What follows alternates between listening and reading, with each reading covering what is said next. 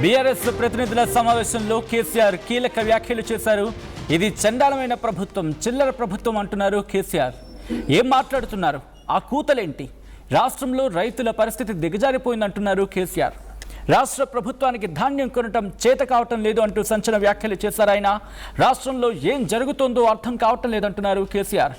బొందల పడ్డట్టయింది అంటూ ప్రజలు బాధపడుతున్నారు అని చెప్పుకొచ్చారు కేసీఆర్. తేజస్వి సూర్య తెలంగాణపై మాట్లాడితే ఒక్కడు కూడా స్పందించలేదు అంటూ ఆగ్రహాన్ని వ్యక్తం చేశారు ఆయన. బీఆర్ఎస్ ఎంపీలు ఉంటే రణరంగం సృష్టించే వాళ్ళు అంటూ చెప్పుకొచ్చారు. లోక్సభలో మనం లేని లోటు స్పష్టంగా కనిపించిందంటున్నారు కేసీఆర్.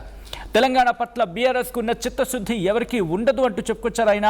2009లో చంద్రబాబుతో జై తెలంగాణ అనిపించేందుకు పొత్తు అంటూ కూడా ఇన్ఫ్యాక్ట్ మాట్లాడుకొచ్చారు కేసీఆర్.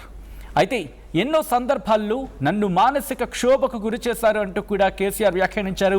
హైదరాబాద్తో కూడిన తెలంగాణ కావాలని గట్టిగా కొట్టాడి సాధించామంటూ చెప్పుకొచ్చారు కేసీఆర్.